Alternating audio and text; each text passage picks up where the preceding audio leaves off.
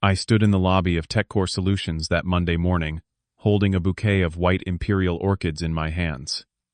My heart pounded with a strange mix of excitement and dread. I had worked here for 12 years, climbing from intern to regional director, pouring my soul into every project, every late night, every sacrifice. This morning I woke at 5, chose my navy suit, carefully stopped by the florist to welcome our new CEO properly. But something felt wrong. The air tasted metallic. My hands trembled slightly as I adjusted my silver tie. I had no idea that in less than 10 minutes my entire world would shatter right there in the lobby. Before I tell you what happened next, drop a comment letting me know where you are watching from. Hit that like button and subscribe because trust me, the way this story unfolds will leave you speechless. You need to understand how I got to this moment, and more importantly, what I had done just 3 days before. Stay with me. The ending. You will not see it coming. 12 years ago, I was 23 years old with a fresh diploma and exactly $300 in my checking account. The day I walked into TechCore Solutions for my interview, I wore a borrowed suit that hung loose on my shoulders. Mr. Howard, the founder and CEO, sat across from me in his corner office overlooking downtown Seattle. He was 62 then, with silver hair and kind eyes that crinkled when he smiled. He asked me one question that changed my life. What are you willing to sacrifice for excellence? I told him the truth. Everything. He hired me on the spot as an intern, starting salary $28,000 a year. I lived in a studio apartment with no furniture, except a mattress on the floor and a folding chair. I ate ramen noodles 4 nights a week, but I showed up every single day at 7 in the morning and left at 11 at night. Mr. Howard noticed. He became more than a boss. He taught me how to read financial reports, how to negotiate with vendors, how to lead people without crushing their spirits. When I made mistakes, and I made plenty, he pulled me aside privately, explained what went wrong, then sent me back out to fix it. By my 3rd year, I was managing a small team. By year 5, I became the youngest senior manager in company history. The promotion to regional director came 2 years ago. I was 33, responsible for operations across Washington, Oregon, and Idaho. We opened 7 new branches under my watch. Revenue in my region jumped 200%. I hired 300 people. Good people who needed jobs, who had families to feed. I remembered every single one of their names. When Maria in Boise had her baby, I sent flowers. When James in Portland lost his father, I flew down for the funeral. This was not just business to me. This was family. 3 months ago, Mr. Howard called an all-hands meeting. His voice shook as he announced his retirement. Stage 3 cancer. The doctors gave him 2 years if he was lucky. The entire office went silent. People cried openly. I sat in the back row feeling like someone had knocked the wind out of me. He was only 71. He deserved more time. The board of directors decided to hire externally, rather than promote from within. I understood their reasoning, even though it stung. They wanted fresh perspective, someone who could take TechCore to the next level. The announcement came 4 weeks later. Adrian Walsh, 42 years old, former CEO of 2 major tech firms, MBA from Harvard Business School, 20 years of executive experience. Her resume sparkled like a diamond, but the rumors started immediately. Sarah from marketing forwarded me an article from a business journal. Adrian had fired 130 people during her first month at her previous company. She shut down entire departments without warning. Former employees described her as ruthless cold, someone who valued spreadsheets over human beings. I tried to stay optimistic. Maybe those stories were exaggerated. Maybe she was just tough, which was not necessarily bad. Companies sometimes needed difficult decisions. I decided to make a good first impression. On Friday afternoon, I left work early and drove to the nicest florist in the city. The owner, an elderly woman named Rosa, showed me several options. I chose the Imperial Orchids Pure White Elegant Expensive at $150. She wrapped them in silver paper and tied them with a cream ribbon. Perfect. Sunday night, I barely slept. I kept rehearsing what I would say when I met Adrian. Good morning, welcome to TechCore. We are thrilled to have you here. These are for you, a small gesture of respect. I hoped she would appreciate the effort, see that we were a team ready to work hard for her vision. Monday morning arrived cold and gray. I got to the gym by 5:30, ran 4 miles on the treadmill, showered, shaved carefully. At home, I put on my best navy suit, the one I saved for important client meetings. I polished my black Oxfords until they gleamed. The orchids sat on my kitchen counter, still fresh and beautiful. I picked them up gently, placed them on the passenger seat of my car, drove to the office. I arrived at 8:15 earlier than usual. The parking lot was already full. Inside, the atmosphere felt thick with tension. People stood in clusters, whispering, glancing nervously at the elevators. I walked past the reception desk where Jennifer, who had worked here 9 years, gave me a weak smile. She looked terrified. Sarah caught my arm near the coffee station. I heard she fired 20 people on her first day at her last company. Just walked in and started calling names. David from IT joined us, his face pale. Dude, I updated my resume last night. I am not kidding. I have 3 kids. I tried to calm them down. Come on, give her a chance. We are a solid team. Our numbers are good. We have nothing to worry about. But even as I said it, my stomach twisted. The Orchids suddenly felt heavy in my hands. At exactly 9 o'clock, an email hit everyone's inbox simultaneously. All senior management to the main lobby immediately. No exceptions. I joined 24 other managers filing toward the elevators. Nobody spoke. The only sound was the clicking of heels on marble floors.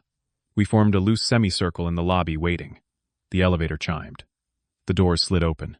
Adrienne Walsh stepped out, and the temperature seemed to drop 10 degrees. She wore a black suit so sharp it could cut glass. Her dark hair was pulled back in a severe bun. She stood nearly 6 feet tall in her stilettos, and her eyes were the color of steel. She did not smile. She did not offer a greeting. She walked to the center of the lobby, her heels echoing like gunshots. She scanned our faces one by one, taking her time, letting the silence stretch until it became unbearable. Then she spoke, her voice clear and cold. Some of you will not be here by lunch.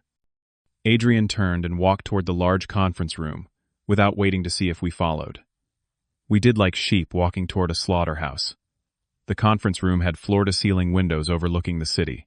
Usually it was a space for celebration, for quarterly reviews, where we shared victories. Today it felt like a courtroom. Nobody sat down, though. There were 50 chairs arranged in rows. We stood in awkward clusters, shifting our weight, avoiding eye contact.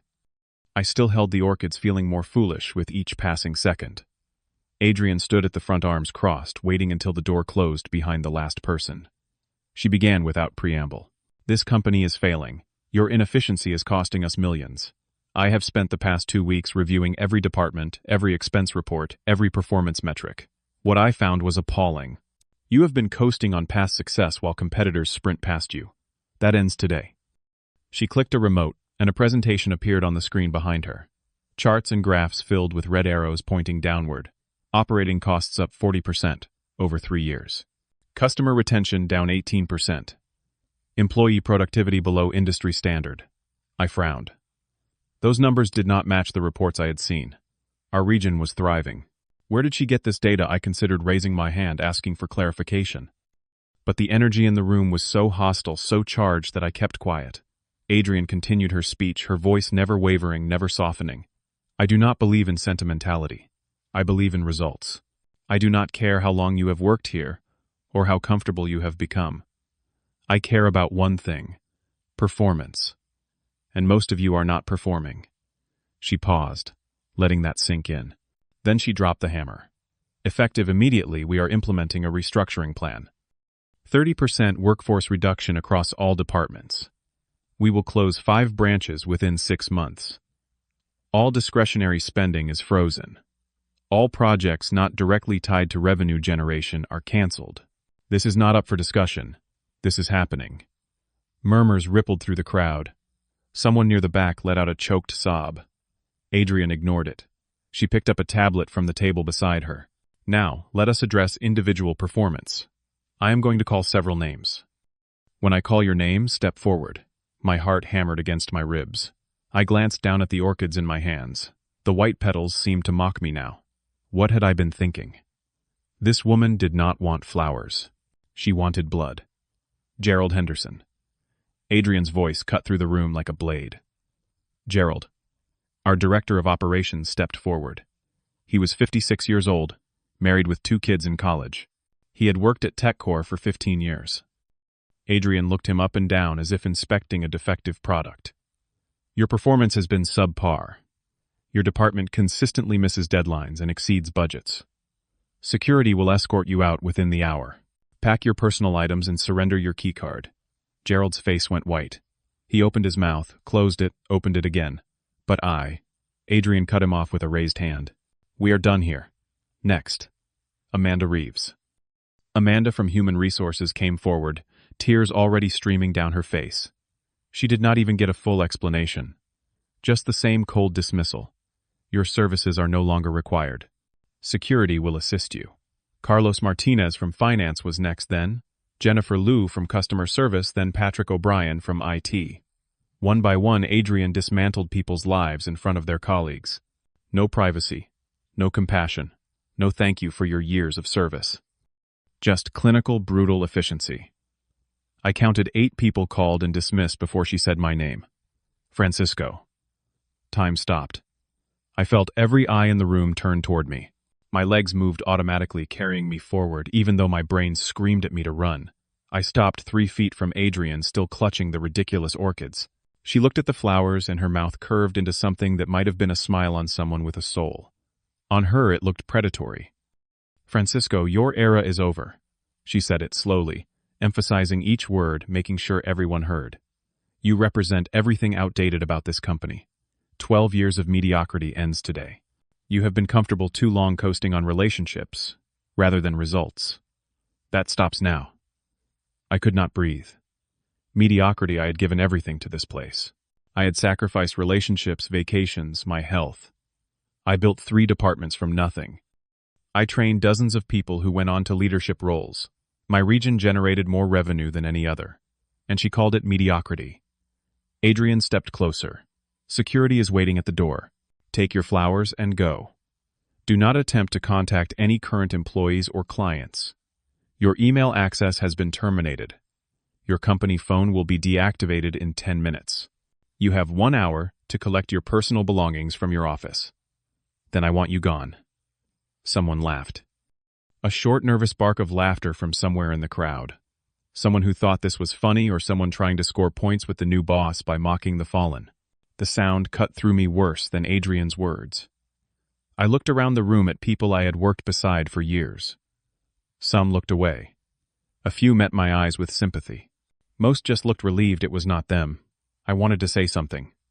I wanted to defend myself, to list my accomplishments, to challenge her twisted version of reality. But what was the point? She had already decided. Instead, I nodded once, turned, and walked toward the door. 2 security guards I did not recognize fell into step behind me, as if I might steal office supplies on my way out. The walk through the office felt endless. Past cubicles where people quickly averted their eyes. Past the break room where I had shared countless lunches and late-night pizzas. Past the wall of photos documenting company milestones. There I was in half of them. Ribbon cutting in Denver. Team celebration in Portland. Charity run last spring. All meaningless now. My office was on the 3rd floor, a corner space I had earned through years of hard work. I grabbed a cardboard box from the supply closet and started packing. 12 years fit into one box. A few framed photos.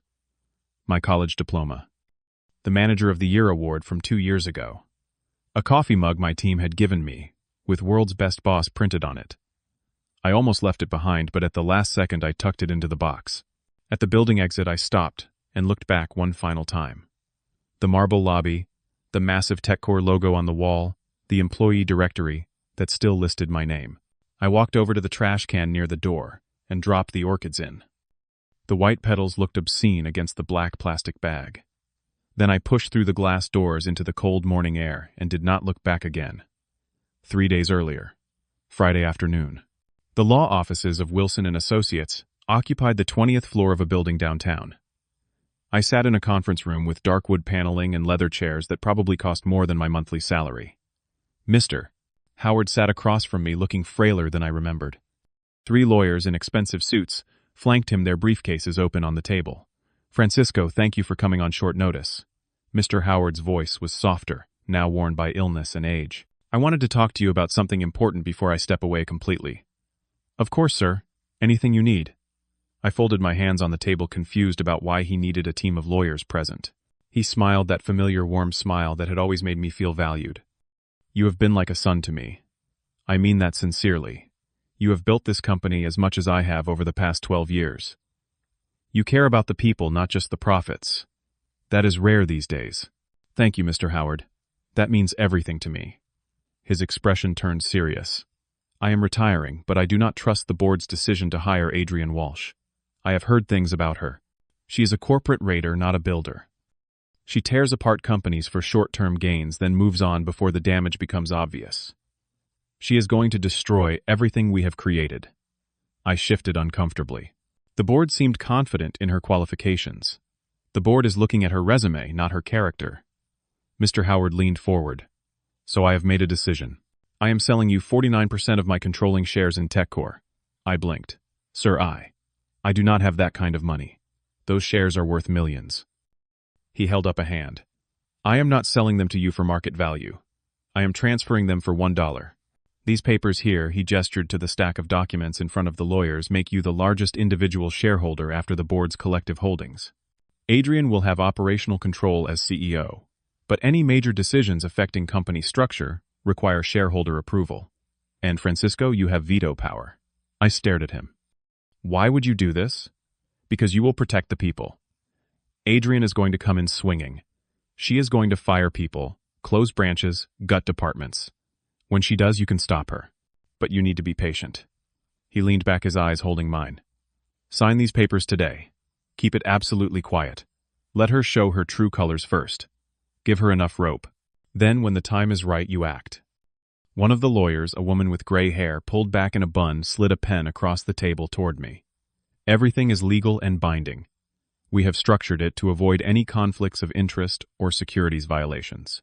The transfer will be filed with the state on Monday morning. You will officially become a major shareholder, but the information will not be public for several days. My hand shook as I picked up the pen. Are you sure about this, mister? Howard, I have never been more sure of anything. His eyes were fierce despite his weakened body. You earned this. Now use it wisely. I signed 7 different documents, each one witnessed and notarized. When the last signature was complete, Mr. Howard reached across the table and shook my hand. Be patient, Francisco. Your time will come. I promise you that. I left the law office in a daze, the weight of what had just happened not fully sinking in. I drove home, made dinner, went to bed. All weekend I kept the secret locked inside. When Monday morning came and I bought those orchids, part of me wondered if I should just stay home. But Mr. Howard's words echoed in my mind. Let her show her true colors first. So I went. I stood there with flowers in my hands, and let Adrian Walsh humiliate me in front of my colleagues. I let her call me mediocre. I let security escort me out like a criminal. And the whole time I knew something she did not. The first day after being fired was strange. I woke up at my usual time, 5:30 in the morning, then realized I had nowhere to go. I made coffee, sat at my kitchen table, and stared at my phone. Part of me still could not believe it had happened. But the evidence was there in my terminated email access, my deactivated keycard sitting uselessly on the counter. I called the lawyer, Miss Patterson, at 9 o'clock. What are my options now? Her voice was crisp and professional. As a major shareholder, you have the right to call an emergency board meeting to address issues affecting the company's fundamental structure. Mass terminations without shareholder consultation qualify as such an issue, particularly when they impact long-term operational capacity. How long do I have? You need to file within 72 hours of the triggering event. We can submit the paperwork today, if you would like. The board is required to convene within 5 business days of a shareholder request. I thought about it. Not yet. I want to wait. May I ask why? Because I want to see what else she does. I need more than just one bad day. I need a pattern. Miss Patterson was quiet for a moment. That is strategic. Very well. But do not wait too long. You lose leverage with every day that passes. I spent Tuesday and Wednesday gathering information. I called Gerald, the first person Adrian had fired. He was bitter, understandably, but he gave me details about the termination process. No severance package. No explanation beyond what happened in that conference room. Just a form letter and an escort to the parking lot. Amanda from HR was angrier. She told me Adrian had spent her first afternoon bringing in 3 new people, all relatives or former colleagues, all hired at salaries 50% higher than the people they replaced. One was her younger sister, with no HR experience whatsoever, now earning $160,000 a year. I contacted clients. Richard Chen, our biggest account in Seattle, told me Adrian had called him Monday afternoon. She demanded he renegotiate his contract at 20% higher rates, or she would terminate the relationship. Richard, who had been with us for 8 years, was livid. Francisco, what is going on over there? This woman is insane. I am already talking to your competitors. I made notes of everything. By Wednesday evening, I had compiled a file 3 inches thick. Documentation of Adrian's nepotism. Evidence of her alienating key clients. Reports from remaining employees about toxic new policies. And the smoking gun from Carlos in finance, who had secretly forwarded me internal projections showing the branch closures Adrian planned would actually cost more money than keeping them open. The Seattle office generated 40% of regional revenue. Closing it made zero financial sense. Thursday morning, I filed the paperwork for an emergency shareholder meeting. By Thursday afternoon, every board member had received notice. Friday at 2 o'clock we convened. I walked into that conference room like a different person than the one who had been escorted out 4 days earlier. I wore the same navy suit, but this time I carried a leather briefcase instead of Orchids. Miss Patterson and 2 other lawyers from her firm flanked me. Adrian sat at the head of the table, her face unreadable when she saw me. But I caught the flash of confusion in her eyes. What is he doing here? She looked at the board chairman. Security should have banned him from the building. Miss Patterson spoke before anyone else could. My client is the largest individual shareholder of TechCore Solutions. He has every right to attend board meetings and call for votes on matters affecting corporate structure. Adrian pulled out her phone, fingers flying across the screen. I watched the color drain from her face as she found the public filing. Her eyes snapped up to mine. This is impossible. The chief financial officer, an older man named Douglas, cleared his throat. The transfer is legitimate. Filed legally last Friday. Francisco owns 49% of Howard Mitchell's former shares. That makes him a primary stakeholder with full voting rights and veto power on structural changes. I set my briefcase on the table and clicked it open. I am calling for a vote of no confidence in CEO Adrian Walsh, effective immediately. I am also requesting a full audit of all hiring decisions, contract negotiations, and operational changes made in the past 5 days. You cannot do this.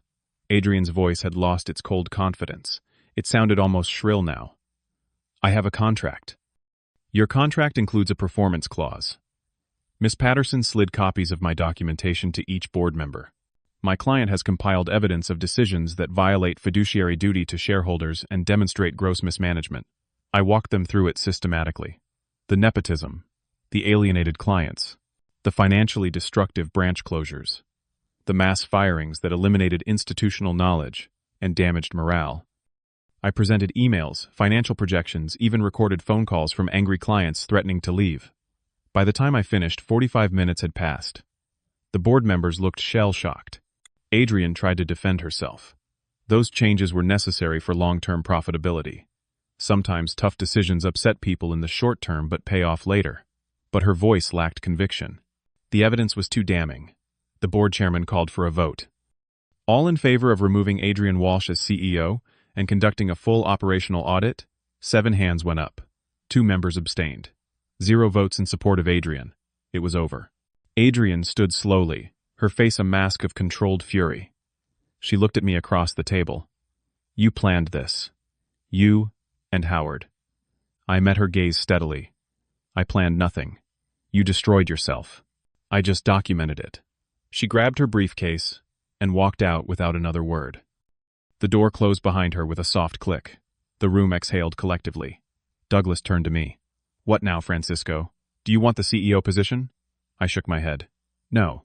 I want to find someone who actually cares about this company and the people in it. Someone who builds instead of destroys. I will stay on as executive chairman to oversee strategy, but operations need someone better than me. Over the next 2 weeks, I helped the board find a replacement. We hired Michael Torres, former VP, at a competitor, someone with a reputation for growing companies while maintaining strong culture. I called back every person Adrian had fired and offered them their jobs back. Most accepted. Gerald cried on the phone. Amanda laughed with relief. We reopened communication with angry clients, offering sincere apologies and guarantees that things would be different. 6 months later, I sat in my new office, smaller than my old one, but with a better view. Executive chairman suited me better than regional director ever had. I oversaw long-term planning, worked with Michael on company culture, focused on what I did best. Building relationships, taking care of people, making sure TechCore stayed true to its original mission. Michael knocked on my open door. Got a minute, always. Come in. He sat down across from my desk, holding a quarterly report. Revenue is up 18% from last quarter. Employee satisfaction scores are the highest they have been in 3 years. Seattle branch just landed 2 major new clients. He grinned. Whatever you did, it is working. We did it. Not just me. I smiled back. How is the team strong? Morale is good. People trust leadership again. That was the biggest hurdle rebuilding trust after what Adrian put everyone through. But we are getting there. After he left, I stood at my window, looking out over the city. I thought about that Monday morning 6 months ago, standing in the lobby with orchids in my hands, naive enough to think a gesture of respect would matter to someone who had no respect to give. The humiliation of being called mediocre in front of my peers. The long walk out of the building with security at my back. I did not regret it. Every moment of that pain taught me something valuable. It taught me that patience is more powerful than immediate reaction. It taught me that sometimes you have to let people show you who they really are before you can stop them. It taught me that the universe has a strange sense of justice. Mr. Howard had seen Adrian's nature before she ever walked through our doors. He had given me the tools to protect what mattered. And when the time came, those tools made all the difference. I still had that coffee mug my team gave me, the one that said "World's Best Boss." It sat on my desk, now filled with pens. Every time I looked at it, I remembered why I fought to save this company. Not for revenge, not for pride, but for the people like Gerald and Amanda and Carlos, who deserve to work somewhere that valued them as human beings, not just line items on a spreadsheet. That morning, I walked into TechCore with orchids and hope. I left with nothing but shame. But 3 days before that, I had signed papers that changed everything. Sometimes the person you underestimate is the one holding all the cards. Sometimes the universe balances the scales in ways you cannot predict. And sometimes getting knocked down is not the end of your story. It is just the beginning of a better chapter. So here is my question for you. Have you ever been underestimated by someone in power? Have you ever had to watch someone destroy something you built, knowing you had the power to stop them but choosing to wait for the right moment? Drop your story in the comments. I would love to hear how you handled it. And if this story resonated with you, please hit that like button and share it with someone who needs to hear that setbacks are not always defeats. Subscribe to this channel because I will be sharing more stories about navigating workplace challenges and coming out stronger on the other side. Thank you for listening. I hope wherever you are in your journey right now, you remember that your value is not determined by one person's opinion of you. Stay strong, keep building, and never let anyone convince you that your best is mediocre.